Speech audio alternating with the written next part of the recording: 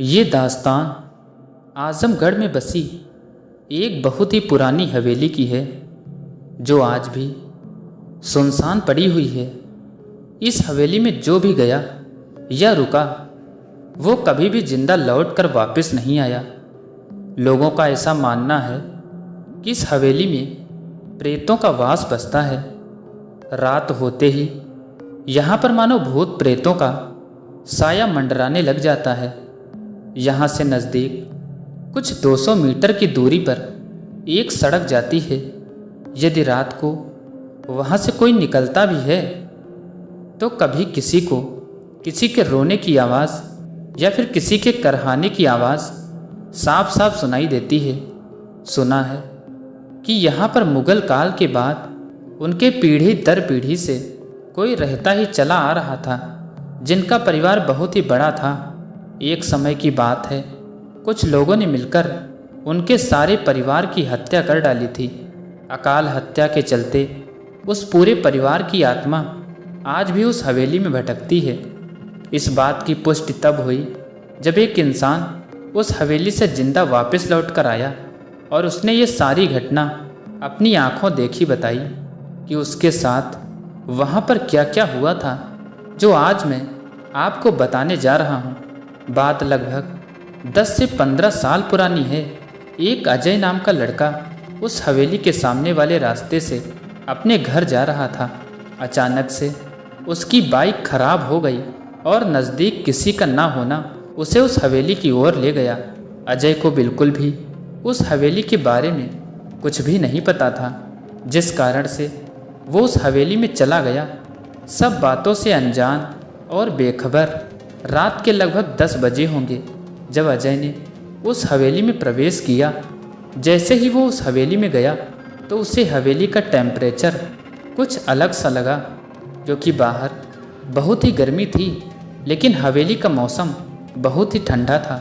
लेकिन अजय ने सोचा कि हवेली बहुत ही बड़ी है, शायद इसलिए यहाँ का मौसम ठंडा होगा। लेकिन अजय को क्या पता कि जहाँ वो आज आ गया है वहाँ पर उसके साथ क्या होने वाला है। अजय जैसे ही हवेली में घुसा तभी अचानक से गेट बंद हो गया। अजय को लगा कि गेट बहुत पुराना है इसलिए बंद हो गया, लेकिन ऐसा बिल्कुल भी नहीं था। उसके बंद होने का कारण कुछ और था। जैसे जैसे रात होती जा रही थी अजय की धड़कन बढ़ती ही जा रही थी, क्योंकि हवेली एकदम सुनसान थी। अजय ने जैसे ही एक कमरे की ओर अपना कदम बढ़ाया तभी उसे ऊपर कमरे से किसी के रोने की आवाज़ सुनाई दी। उसने सोचा कि शायद कोई है, तो वो ऊपर सीढ़ियों की ओर चल दिया। जैसे ही अजय ऊपर पहुंचा तो देखता है कि वहाँ तो कोई भी नहीं है, लेकिन अब भी रोने की आवाज़ साफ सुनाई दे रही थी।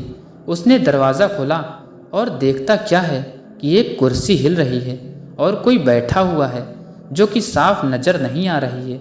उसे देखने के लिए जैसे ही अजय आगे बढ़ा तो कुर्सी पर कोई भी नहीं था।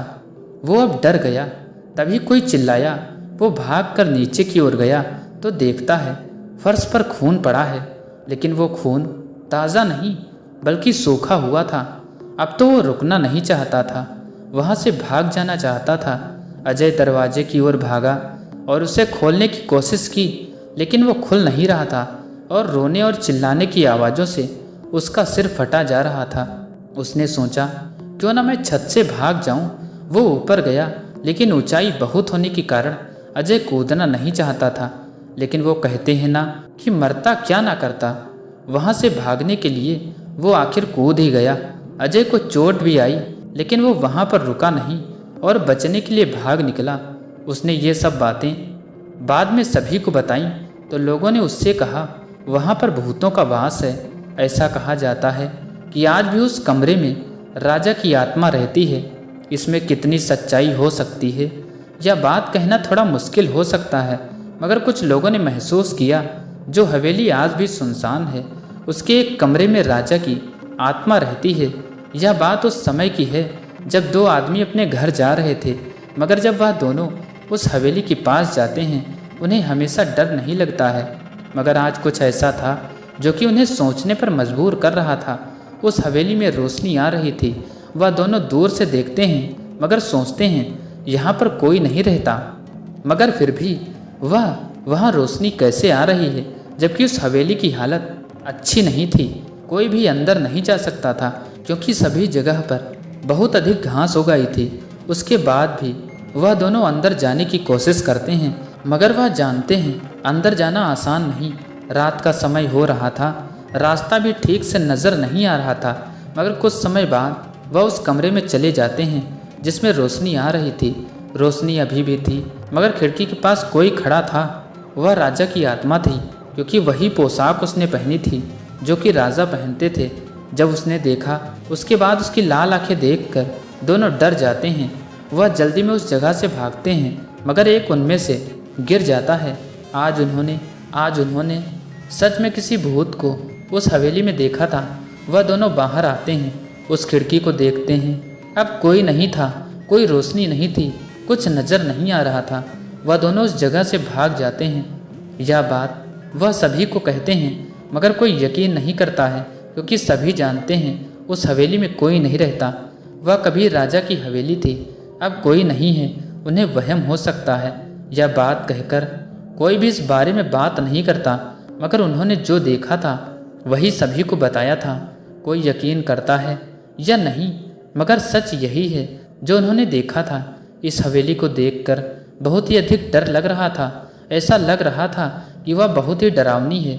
मुझे आज भी अच्छी तरह से याद है, जब मैं उस हवेली के पास गया तो मेरे दोस्त ने मुझे रोकने की कोशिश की।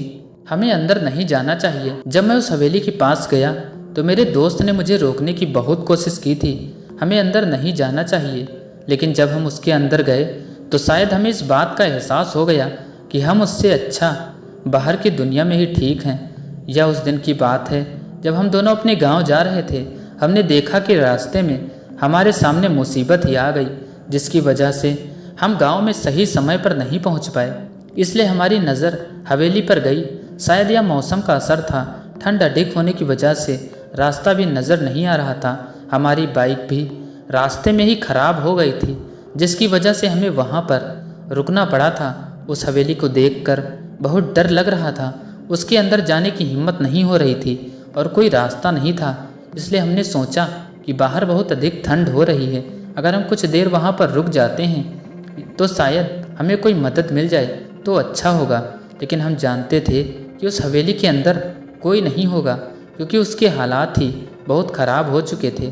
शायद वहाँ पर कोई नहीं रहता था। चारों ओर पेड़ पौधे थे, जिसकी वजह से वहाँ पर शायद ही कोई होगा। हम उस हवेली के अंदर गए तो हमें पता चल चुका था वहाँ पर कोई भी नहीं है। हम उस हवेली के अंदर चले गए, लेकिन ठंड बाहर से बहुत अधिक लग रही थी। हमें ऐसा लगता था कि हवेली के अंदर बाहर से बहुत अधिक ठंड है, लेकिन यह कैसे हो सकता है। हवेली के अंदर भी कोहरा छाया हुआ था। ऐसा लग रहा था कि यहाँ पर भी कुछ नज़र नहीं आ रहा। कोहरा कहाँ से आया होगा, कुछ समझ में नहीं आ रहा था। लेकिन हम क्या कर सकते थे, हमारे पास कोई रास्ता नहीं था। वहाँ पर कुछ देर और ठहरना नहीं चाहते थे। लेकिन यह साया जो हमें नज़र आया, उसे देखकर हमें ऐसा लग रहा था कि हमने यहाँ पर आकर बहुत बड़ी गलती करी है, क्योंकि यह साया बहुत बड़ा नज़र आ रहा था। ऐसा लग रहा था कि उससे बड़ा साया हमने आज तक किसी का भी नहीं देखा है। देखने में कोई इंसान नहीं लग रहा था। वह साया खड़ा हुआ हमें देख रहा था। ऐसा लग रहा था कि वह चाहता है कि हम यहाँ से चले जाएं। शायद हम भी यही सोच रहे थे कि हमें वहाँ से चले जाना चाहिए। हम दोनों बाहर आ गए और उस हवेली में जाने की दोबारा हिम्मत नहीं हुई। अपनी बाइक को ऐसे ही वहाँ से ले आए, क्योंकि हम जानते थे कि वह स्टार्ट नहीं हो रही है, जिसकी वजह से हम वहाँ पर रुक गए थे। हमें आज भी अंदर जाने के बारे में सोचकर बहुत ही डर लगता है। उसने कभी नुकसान किसी का नहीं किया था, लेकिन हमें शायद लग रहा था कि अगर वहाँ पर रुक जाते शायद वह हमें नुकसान पहुँचा सकती थी। बहुत सी बातें जो सोचने पर ही हमें घबराहट का असर दिखाने लगती हैं। शायद इसीलिए क्योंकि जो देख लेता है वह समझ जाता है, और जो नहीं देखता उसके लिए सिर्फ यह